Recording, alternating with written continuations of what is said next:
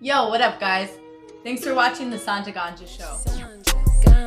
Sanja Ganja, Queen of Marijuana, Empress of Sensi Media. Welcome to the Ganja Show. Ready? You must be this high to tune in. This episode is brought to you by the THC Girls. Check them out now on the highcountrygirls.com or Instagram for all the latest community updates and badass canna models advocating for the plant. The THC Girls app is also coming soon. Full access to the Sanja Ganja show right through the app. Be sure to download and check it out right meow. Well, my Ganja people, I'm so excited. Welcome to season 2.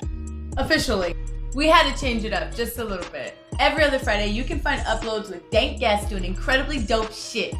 Introducing Sanja Talks High, Sanja Does It High, and Sanja Covers High.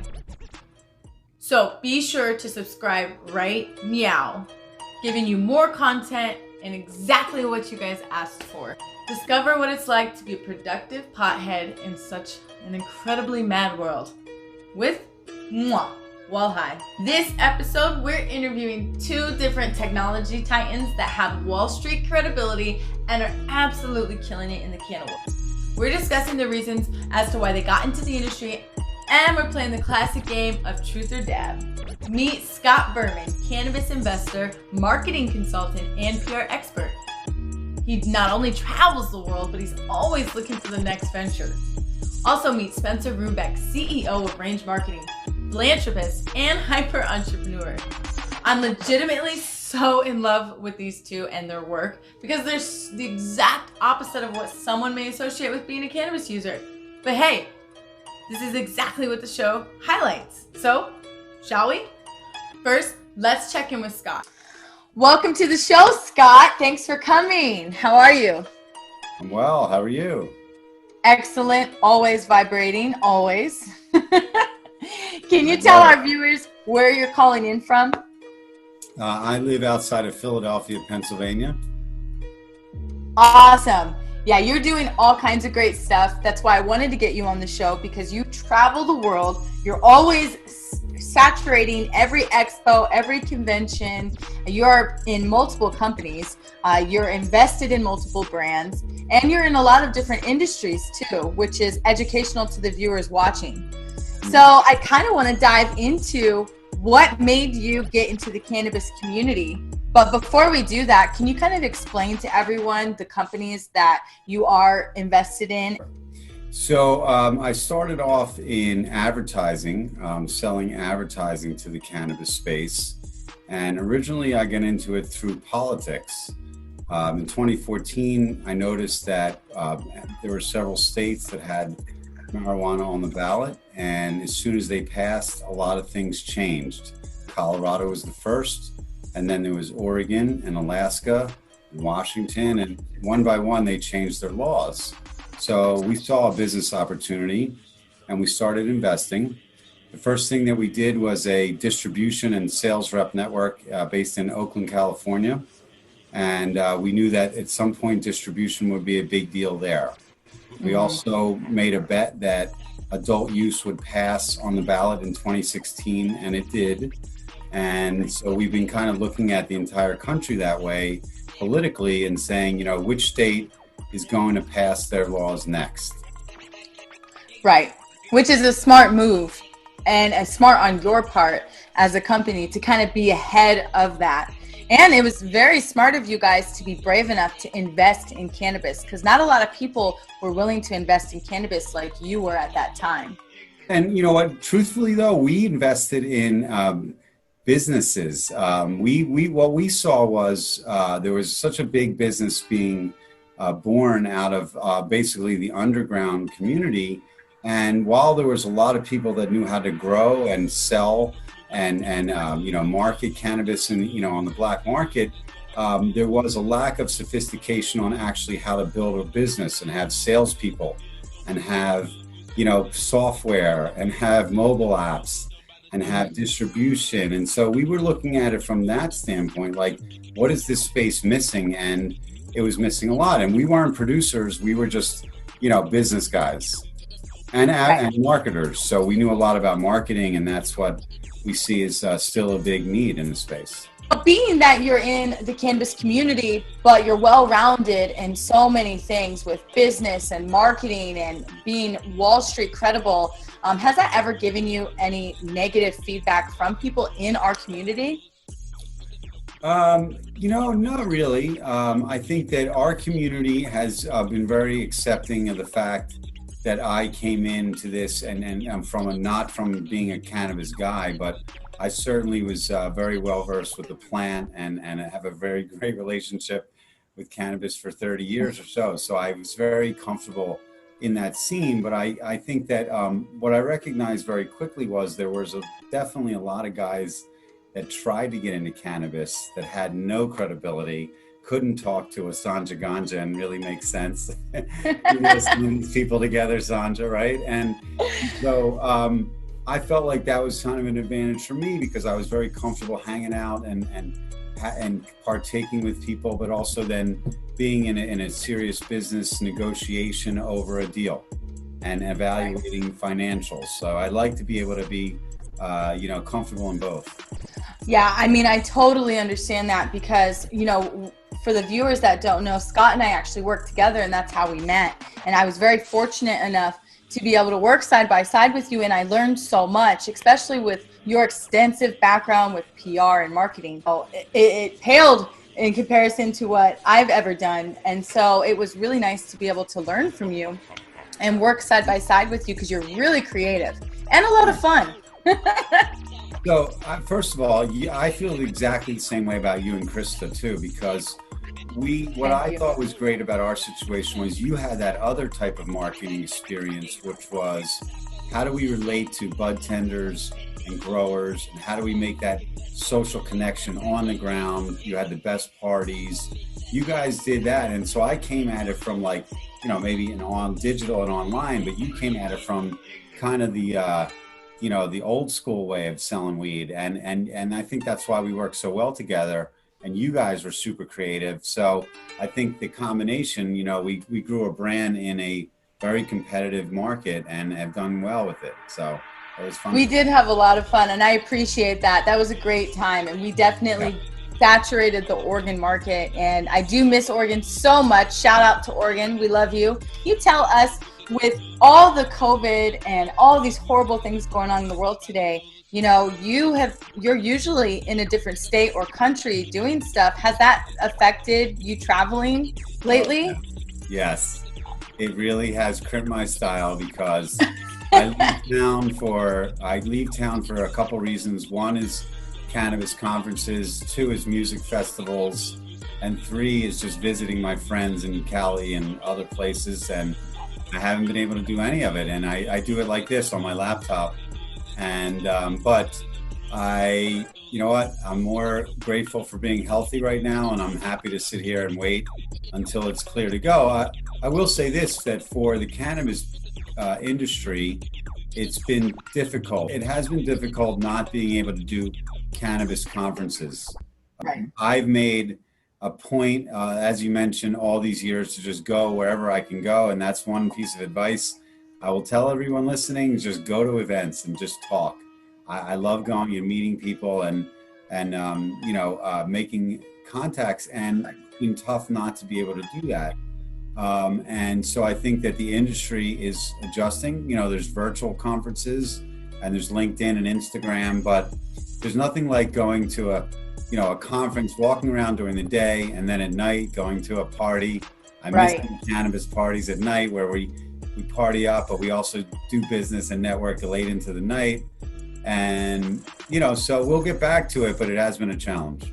People like us, we move 100 miles an hour, and there's always, and you're very popular, so you always have something going on. I mean, I can't tell you, last year just seeing you at the MJ BizCon, and you had a hotel room and a huge party with super big name people in there that I actually had no idea. I'm like, that's the owner of what?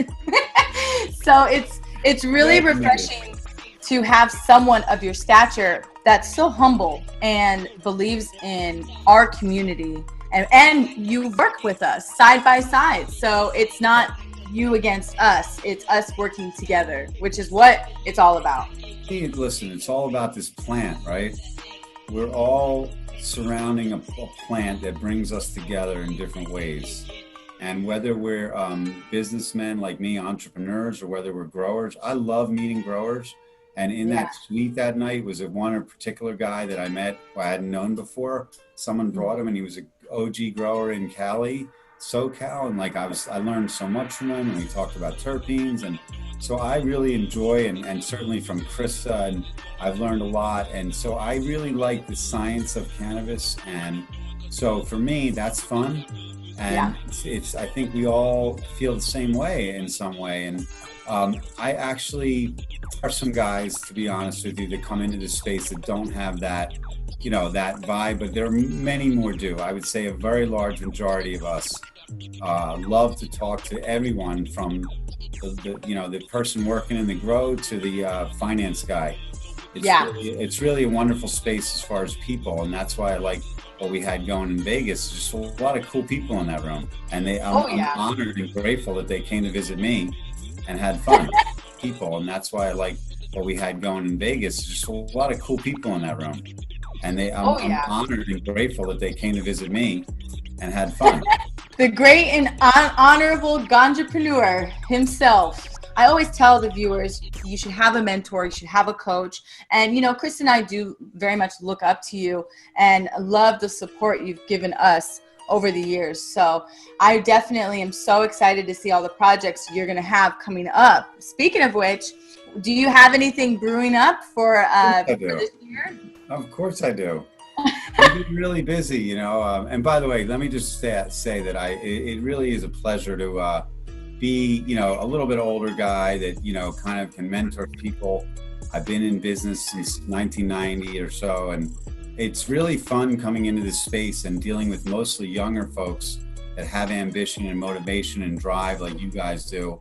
So I enjoy that a lot. It's a younger person's game, and also I learn a lot from you guys at the same time. So you have a couple things happening out here. First of all, you have Massachusetts, which has adult use. You have New Jersey, which we think will have it in November. Then you have Pennsylvania and New York. And from a business standpoint, we're one big mosh of people. There's a lot of people living in the PA, New York, New Jersey, Massachusetts region. And so what you're going to have is, you know, people will drive across the border from New York to go to North Jersey to buy weed. And then, you know, they'll drive from Philly into Cherry Hill, New Jersey. When I was a youngster, we would drive into Jersey, which is 20 minutes from where I grew up, and buy beer because we couldn't get served in PA, right? Oh my God. So yeah, so, you know, and it's tax revenue and it's jobs. Let's face it, everywhere we come, this is my favorite part about this, one of my favorite parts. Every time we come to a town, we bring jobs, tax revenue, and medicine. Okay? Yeah. So we're bringing medicine to patients that need it, and we're also bringing some jobs for people that need it and tax revenue. So New York and New Jersey, Pennsylvania and New York are not going to sit around and let New Jersey collect all the tax revenue. They're going to pass laws too. So within my vision is within 2-3 years, this entire Northeast region will be fully adult use. And it makes sense because look at what you have in Cali, Oregon, and Washington. You have the entire West Coast of the US, plus Nevada, and so Arizona maybe this year. So it's inevitable. And there's one other point, Sanja, is that there's an awful lot of capital out here. Absolutely. You got New York City, and it's the financial capital of the world. And there's a lot of investors, hedge funds, pension funds, public, you know, financial institutions that haven't been able to get into the space. And they are, as soon as they have a little bit of political cover and times change a little, new Congress comes in, you know, election season and such, they're going to put more money out in 21 and invest heavily in their region. It's going to come closer to them, and there's going to be a lot more capital in the space. COVID happening, I do see a lot more states pushing for legalization, and the East Coast is no exception for sure. I think there's several factors that are going to push legalization because of what's going on right now. One is COVID is blowing a big hole in state budgets. Okay, so when these guys go to sit and do their budget for 21, they're going to be like, we really didn't, 20 was a disaster, because we don't even know the impact on like retail tax receipts and restaurants and such, hotels and travel. Everybody's going to have problems. So we've shown again that cannabis can, definitely fill tax revenues. That's number one. I also believe that the social unrest, Black Lives Matter, and everything associated with that is also going to lead to more legalization efforts. And I really like to bring this up a lot, Sanja, is that one of the biggest issues around cannabis is social justice. We need to fix that, and we need to get everyone out of jail that's there for cannabis. And we need to make sure that people never get arrested for cannabis again. And it's a big issue of mine. So I think that the push, hopefully we'll get reforms because of all this, and that will be included. And that's something I'm keeping my eye on as well. One other point is we have a new Congress every 2 years, and I'm not picking sides at the moment, but we'll have a new Congress, and it will be a little bit younger than the last one. That's a fact. So younger congressmen support cannabis more than older ones do. It's not necessarily a Democrat or left, right issue. It's a young versus old. And every 2 years, congressmen retire and youngsters take over. And young voters register for the draft, and older voters, they die, frankly. And so the voter population skews younger, and that favors cannabis legislation as well. You're absolutely right. So it seems like the food chain only naturally seems to be going in the direction that we need it to. And that's all we can hope. That's what not all we can hope for. That's all we can fight for, I should say. So getting there. The end is near, Sanja. It's been a long fight, and I give a lot of credit to the advocates that have been working. California legalized medical cannabis in 1996, 25 years ago. And so it's been a long time, and there's still many states that still are not really that far along, but I do believe that we're at the tipping point. And so a lot of my investment dollars are based on that thesis. I hope I'm right, because I'm betting on this whole thing being, over with, and forget about politics anymore. Let's just make people feel better and medicine, and then make money along the way. That's my motto. If everyone feels better, we can think straight and take care of one another instead of fighting one another. So I absolutely agree. And you know what? I'm glad you brought that up, because if there's anything that this country needs right now, it's a little bit more cannabis. Everybody's like, it's messed up. I feel bad, but I kind of would say, listen, it's stressful being stuck at home during COVID, but use some cannabis and read a book. That's absolutely. Take advantage of this time, because it is unfortunate that obviously people are passing away, people are sick, losing their jobs. We're all affected, but definitely utilize your time. Read a book and smoke some cannabis. Oh, have some red wine as well. Yes, cheers to that. Cheers. And speaking of which, actually, you, as always on the Sanja Ganja show, let's play a game. Are you down? Are you down? I'm ready. All right. Are you red-eye? Not quite, but I will be after the session here. Truth or dab, Scott? Truth. All right. If you had to live with only one cannabis product, whether it's flower, wax, edibles, or tinctures, for the rest of your life, what would it be? That's easy. It's flower. I knew you were going to say that. Yeah. I knew. Easy question. How come? Do you like the ritual of it all? Yes, I do. But I just also like everything else about it. I mean, the effect and the how quickly it happens. I'm not a huge edibles consumer. It takes half hour or more, and I don't love that. And vape just doesn't have quite the effect. And I've just been a flower guy for a long time before I even tried anything else. And so I've tried many things, and I I like RSO, but you know, it's always going to be flower for me when I can. When I go away and see you guys and I'm at a conference, heck yeah. Well, I will do a dab for you in spirit. How about that? It sounds groovy.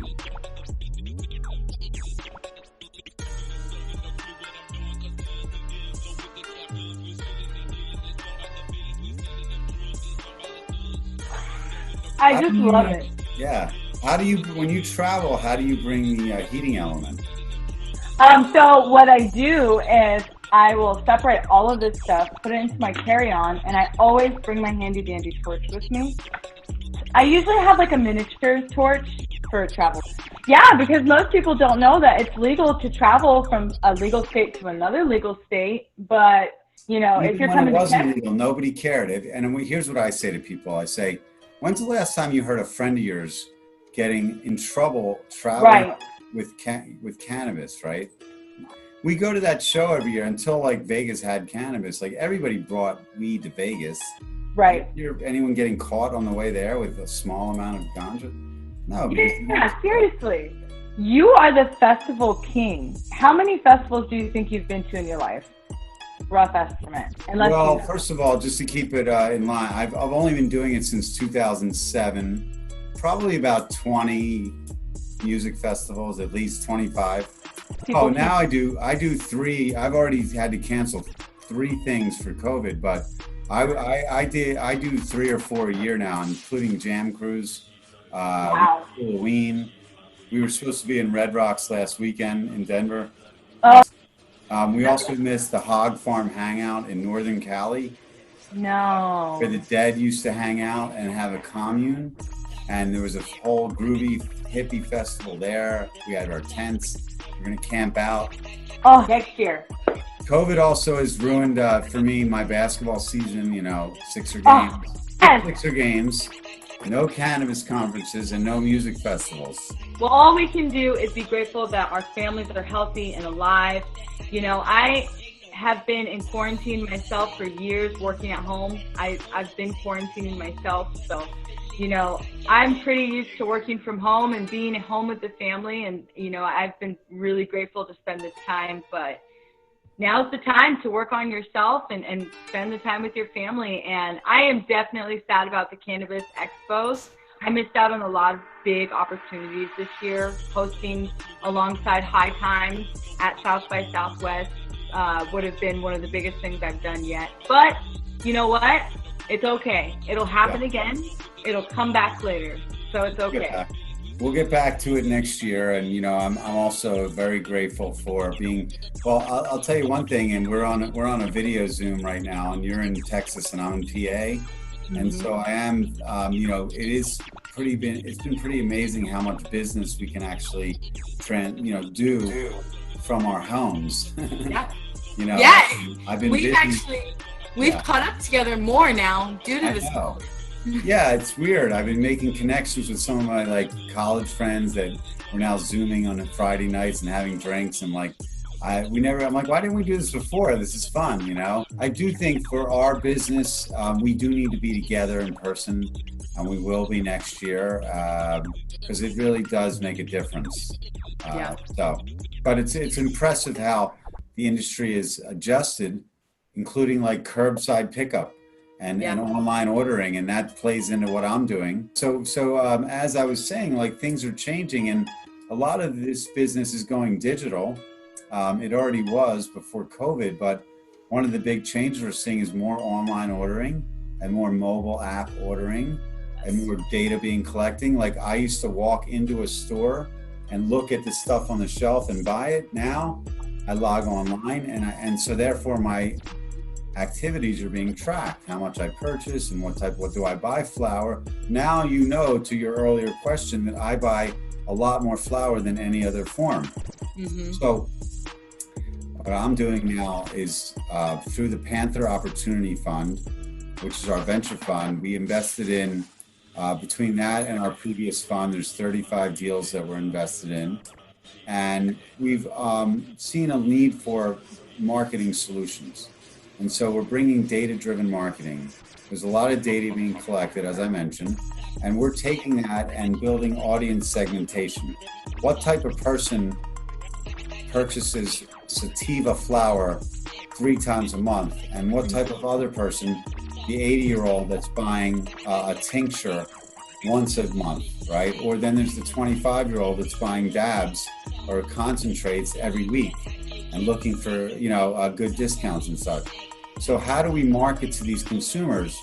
And what we've done is build, out of the Panther Fund, we've built the Panther Agency, which is basically bringing offline data and online data into marketing solutions.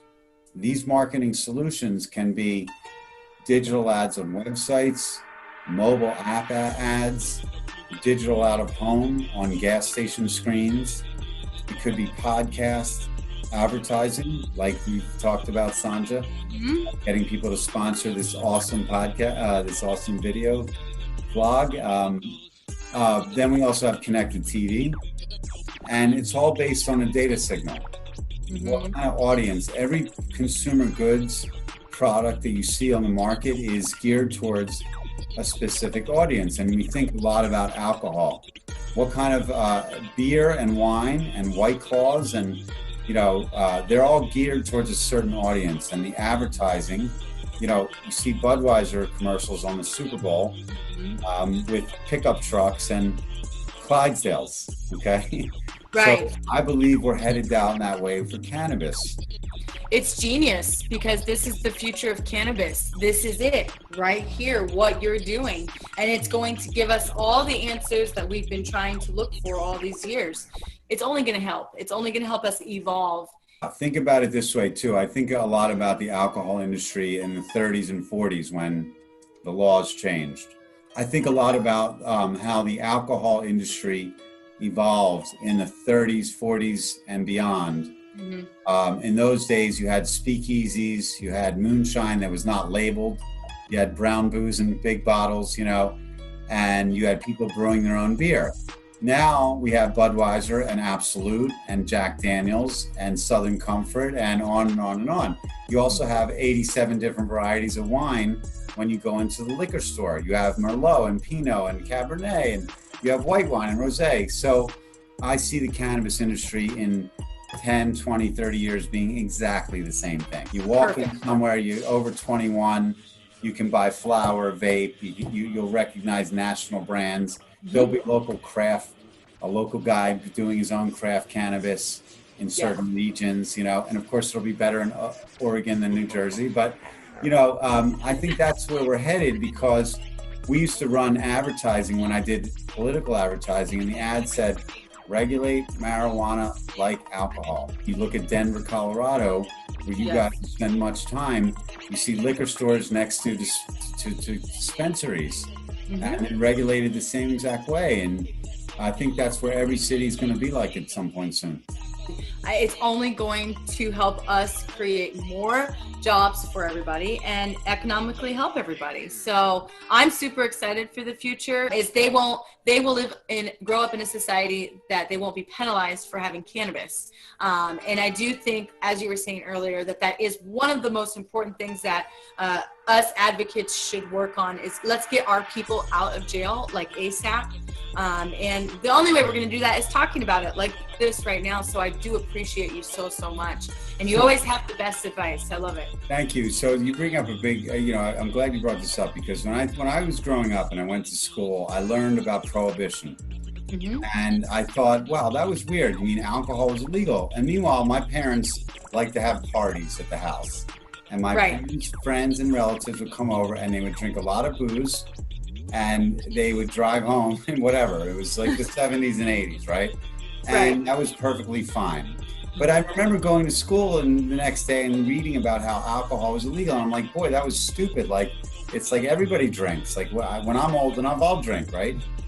Now we have, I believe your children are going to get to school in 10, 12, 15 years and be like, cannabis was illegal and people went to jail? Yes. That's so stupid. Why? And it's even more stupid than alcohol, because as far as I know, cannabis is much more medicinal than alcohol. And I like alcohol too, but cannabis actually has real medicinal value. So the fact that it was illegal is even more dumb than alcohol, right? So in the future generations are going to be like, we fixed a wrong, and we've had a lot of wrongs in this country. We've had stupid laws, right? That we're on the verge of changing a wrong in this country, and there's been a lot of wrongs of our laws, and we fixed a lot of them, and we're talking about a lot of them now with social justice and how things have changed in the last 40, 50 years, right? Especially lately, we've been talking about that with social justice. But what I was saying is in the future, we're going to look back at this time and say, it's really good that we legalized cannabis. It benefits a lot of people. It does no harm. And people that were involved in advocating for this, and you and I, Sanja, we're a small part of it. I'm very grateful that I've paid some small part of it the last 6-7 years, because we're going to look back on it and say that was just a good thing, just like it was a good thing to allow other things in this country that we fixed. Right. And I think that gay marriage is another one that's very parallel. I know. I figured it's a good time to bring this up because we only I love bringing this up because the first state to legalize gay marriage was in 2009, I believe, in Vermont, right? Yeah, absolutely. 10 years ago, and think about it now. We've done the right thing. We now accept it everywhere, and God bless. It's a great thing that we've fixed. Yeah. And you guys can live happily and equally. And so I think cannabis has been a stigma for so long, but we're now, I believe, in that same stage of acceleration.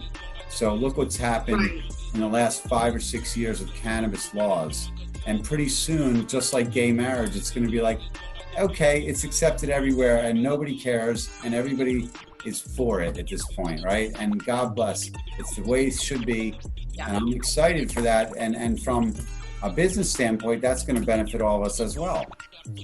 You could not have said it any better. Literally, the analogy is perfect. It matches completely. I do see it being the exact same way. Absolutely. I mean, I have every plans of naming my kid Dro or Hayes. And then my dogs are already named Chiba and Davin. So I'm sure, I'll be the newfound 70s hippie of the 21st century. So can't wait to see that on the Sanja Ganja show. Exactly. So no, but I totally agree with you. Well, I have had such a great time with you, Scott. I have learned already so much, again, as always, whenever I have a conversation or smoke a joint with you. Yes. Can you please tell everyone where they can find you online? Because I know you have a huge network on LinkedIn. We have a website. It's institutionalcannabis.com. And it talks a lot about what we've done through our venture fund and who we are and all the companies that we're invested in. You can also find me personally on LinkedIn, Instagram. On Instagram, I'm Berman76 for the Philadelphia 76ers. Let me make a plug for my other job in basketball. Also, I have an Instagram called Ganja Ferret, which is my Instagram for the cannabis industry. Also easy to find on Twitter and email sberman76@gmail. So I am pretty easy to find, and I love talking to people in the industry. I'm very open to phone calls and Zoom calls just to connect. I love making the connections. Part of the joy of this industry has been the people I've met, including you guys. All these years, I've met a lot of really wonderful entrepreneurs and hope to continue to do so. I definitely know there's nothing that's going to stop you, and I am so excited to continue working with you. I had such a blast, and I cannot wait for the world to see this episode because you are the best. Thanks. Can I just add one final thing? Yeah, please. Can I put a plug in for you guys? Yeah, please. Go ahead. Yeah, I'd love to, because I've known you guys now for 2 or 3 years, I guess, and I've watched you grow. And I've watched your content on Instagram and your website, and now this thing. And I just think you guys and Krista and your THC girls, like, you really are innovative and creative. And I think you're building a big following. And as we talked about, there's a lot of things you can do with it. And I really like your vibe and the way what you bring to this industry. And I think it's super cool. and I hope to stay involved with you guys in the future. And of course, see you and actually consume and party with you in person. And Chris. Yes. Thank you so much, Scott. You heard it here, right here. You need to listen to this very smart man right here. I can't tell you how honored I was to work under you. You are a part of the THC and Ganja family forever. And we need more people like you on our side. It's the only way that we're going to change everything to be exactly what we talked about on the show right here. So, thank you so much for all that you do in the cannabis world. And I absolutely love you. And I cannot wait to smoke with you and see you again soon. I love you guys. I miss you a lot. See you soon, I hope. And we're back. All right, let's check in on our next guest for the show. Yo, Spencer, welcome to the show. Thank you for being here. Hey, Sanja. Thanks for having me. Where are you calling in from, man? I am at our headquarters here in Buffalo, New York, right next to Canada. Beautiful weather today. We finally got the sunshine coming out, so I'm right here at our headquarters. It looks gorgeous in your office, let me tell you. Thank you. Is looking that range badass. I got them everywhere. You come take a tour sometime. The waterfront, Niagara Falls. Good location for everyone to figure out, right there. It's branded up here. We take branding seriously, so yeah. It's cool enough to be a tattoo, so I like it. I thought the same thing, actually. I was going to get, someday, it's coming. Range marketing pin right here. It's coming. It'll be there soon. I'm down. We'll collab on that. All right. There we go. There we go. Welcome to the show, man. Thank you. Super excited to have you because you're doing really big things for your company in the cannabis space, in the CBD space, and in the SEO world. So it's a lot of stuff going on, and you have been all around. I've heard about you even before we met, and you've heard of me before we met. And now we finally, right? It was like destined to happen, right? Eventually. We've probably been at enough trade shows together. I'm surprised we haven't crossed paths, but I swear. I definitely have probably walked past you. And I'm sure you have. We're always bumping EDM, like listening to music on the show at the trade shows. That's us. That's the Range boys and girls over there. Well, tell me, man, for the viewers who are watching who have never, ever heard of Range Marketing, never had heard of Spencer, who are you, what are you about, and what is Range Marketing? Yeah. So I'm Spencer Rubeck. I'm the CEO at Range. Range Marketing is a tech marketing company. We're predominantly focused in the SEO space. SEO in general, for those that don't know, is just Google search optimization. It's essentially creating an environment whereas, your website, your brand is recognized by Google and respected. We create that environment. So that's our full-time thing. I mean, we have a social media division as well. I mean, we do full agency level marketing, but people come to us, especially in the cannabis space, with limited marketing availability for SEO purposes.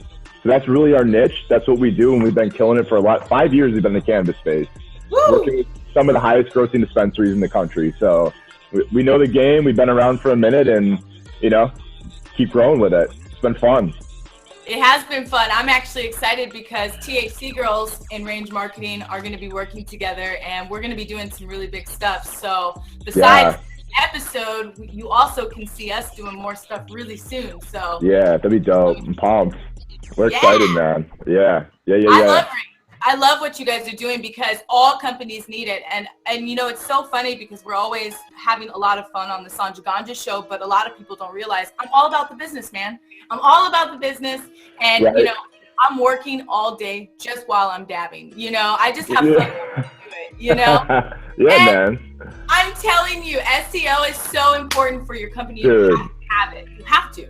It's everything. And you know what really good proof of it is if you go to San Francisco or any of the markets that we dominate and you just Google search dispensary near me, all the ones that pop up first are our clients. And I see the numbers. I see 9 million people walking through a door in 2 quarters. I mean, it's crazy. The traffic and data, right? When you have both of those things together in business, then you know what you're spending money on. And that's the most important thing. Right. Yeah, it's definitely important to educate the client too, because not a lot of people see the value in it because it's something that's in the internet cloud. So it's like the Internet of Things, right? Like it's just one of those things that you can't see and you can't touch, and so it comes down to a lot of trust. And we've built this brand, like I said, over the last 5 years every dispensary owner, every cannabis client that we've worked with, we don't need contracts. I mean, yeah, we literally do not need a contract because we know that our services are going to pay for themselves. So really kind of getting over that trust factor is that element alone. It's like, listen, we're going to guide you through this. We're going to grow you guys. Let us show you how we do that. Yeah, that's huge. You know, and that leads to my biggest question. If I was a new entrepreneur, you know, what's a tip that you would give me in order to even get started with you guys? You know, it's crazy. And if you don't mind, I'll take you back for one moment. I actually was the first e-cigarette store owner in the city of Pittsburgh in 2013. I opened the first one. Oh. 21 years old. I had a marketing degree while I was finishing up school. Really didn't know how to like market the company or like what to do. So I did all the social media stuff I could. And then, you know, after graduating, I learned, and this is kind of the advice feedback I'd give you, is where are your customers coming from? Yeah. That's the biggest question for every business owner should know where the majority of their sales, leads, customers are all coming from. So whether it's social media, whether it's paid advertisement, whether it's PR, whether it's Google search, which we know 90% of the traffic for everyone usually just comes from that. That's the first question. So if they can answer that question, we can all look at that together and say, okay, what makes the most sense as to where to spend the money? That would be my first conversation with someone that's just opened a dispensary or something like that, is like, let's get customers where they come from. Billboards or Google, right? Which one, right? Take your pick, right? Take your pick. Take your pick. You know? No, you heard it here first. I love that advice. It's exactly what people need to hear, because there's so many brands out there that are developing themselves and creating retail spaces with no knowledge whatsoever on what to do next. So, right. You know, it's super, super helpful. Absolutely, man. Absolutely. So tell the viewers what you're smoking on, because I see you've got a vape pen in your hand right there. This one actually, unfortunately my vape pen died, so I'm smoking on a Hyde right now. You know what a Hyde is? You ever see these things? No, I haven't seen them. They're made out of buffalo. I think that like they distribute them out of buffalo. It's kind of like, it's like a upgraded version of a Juul. Ooh. So yeah, it's stylish. It's hot. You know, it's in style right now.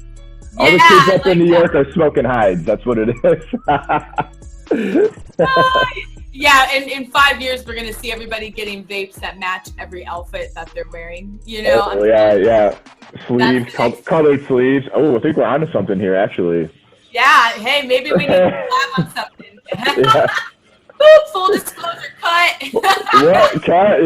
Yeah. Oh, yeah, that's hilarious. I always have a vape pen with me somehow. Right now, I'm doing CBD, just one that I can fill myself. And, you know, that's the easiest thing to do. Otherwise, I'm smoking a dab usually. I just did a huge dab before I got on here with you. Amazing. Yes. Yeah, dabs are, that's a nightly thing for me. You know, that's my night routine. That's my knockout. Perfect. I was gonna ask. You know, not everybody dabs. It's you know, kind of an esoteric club, but I'm super down.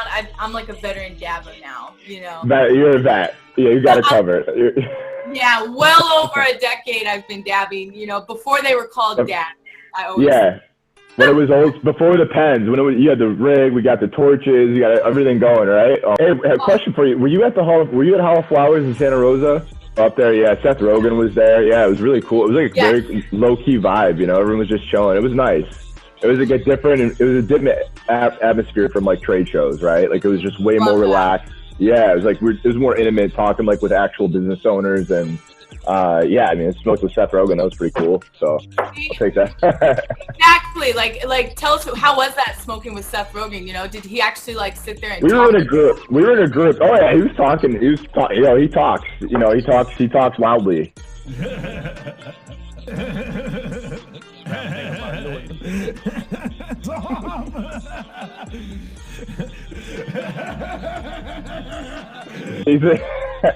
It was a group of people, you know, we were just kind of hanging out, shooting the shit. But that's what I mean. It was like cool, you know, grab some lemonade, smoke a joint, have a conversation. It was a nice vibe. So we usually do that. Yeah, we usually do that. We'll fly out to, I mean, obviously some of my largest client bases, Bay Area, San Jose, Oakland, San Fran.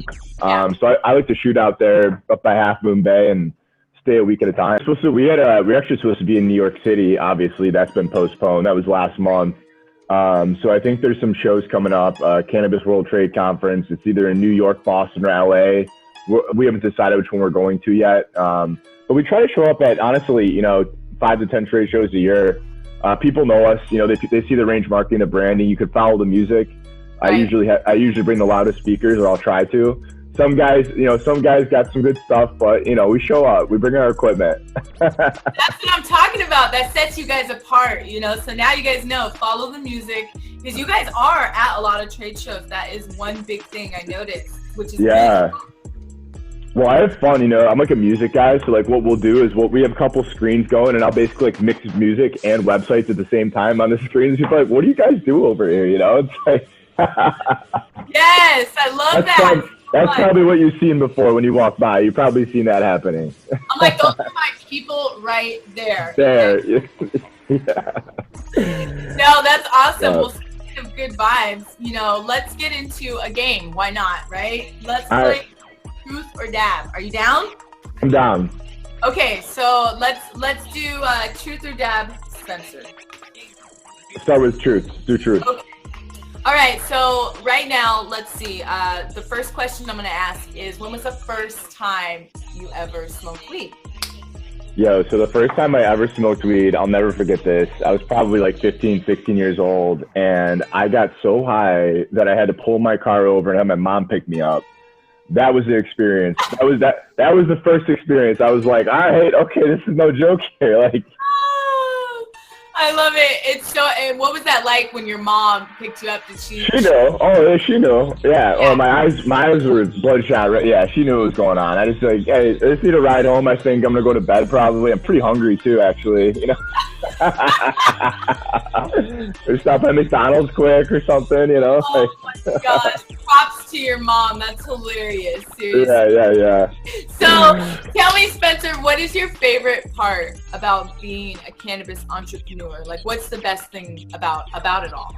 The coolest thing, honestly, for me is like when we get a client onboarded. This happens every week, and very recently is when someone new comes on board. Like I said, it's a big leap of faith, right? They're trusting us with their web. They're trusting us with no contracts. We're gonna take care of you.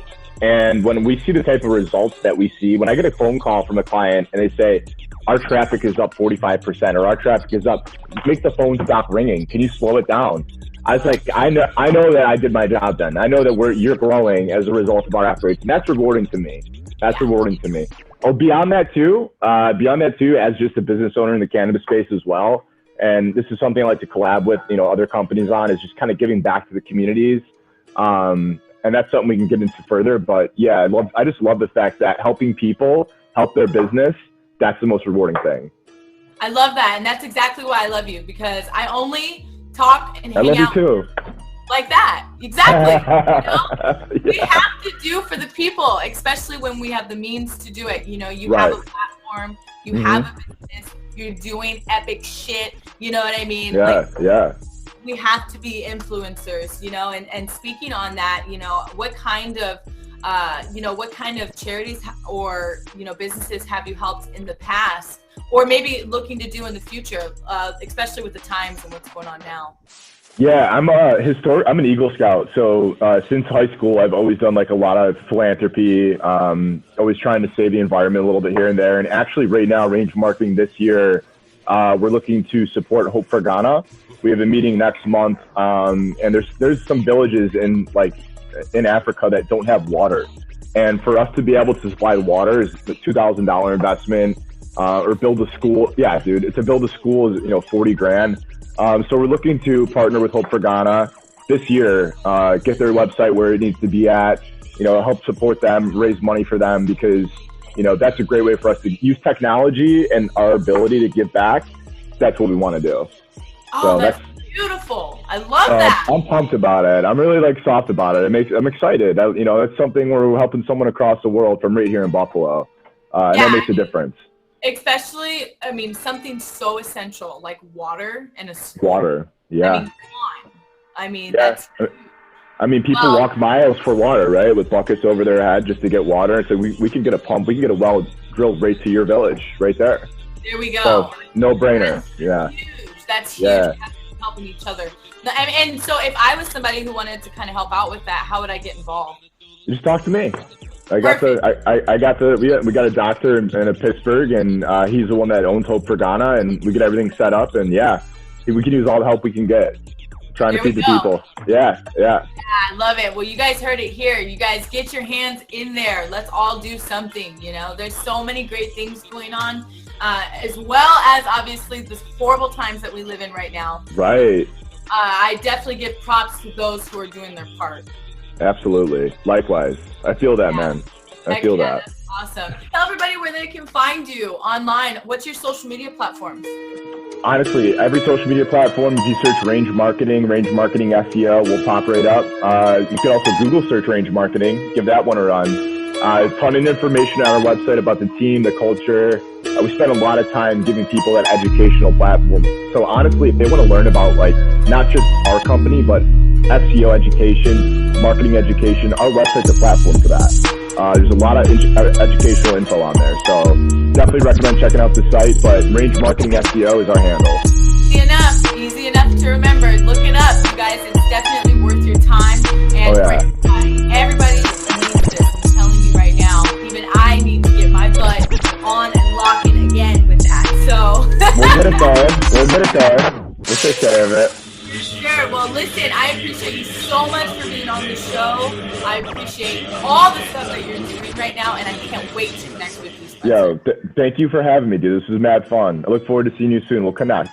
Yeah, we will, for sure. Next up, you will be seeing Spencer and I on Instagram Live, probably at the end of the summer. So look out for that. And coming soon. Whoop, whoop. Thanks a lot, man. All right, one love to you. Much love, dude. Talk to you soon. All right. Peace. Oh, I didn't see that. I honestly just cannot get enough of these guys. I can talk business with them all day, but I also can smoke a joint with them at the same time. And that's what the world needs to see. Am I right? I had such a dank time. But before we get out of here, be sure to subscribe and follow me. You don't want to miss an episode. Look out for the all-new segment, Sanja Talks High, coming August 21st. Until then, remember to eat your veggies, have sex, meditate, pray, medicate, and be a good person, damn it. I'm Sanja Ganja. Stay high, America. Sanja Ganja, queen of marijuana.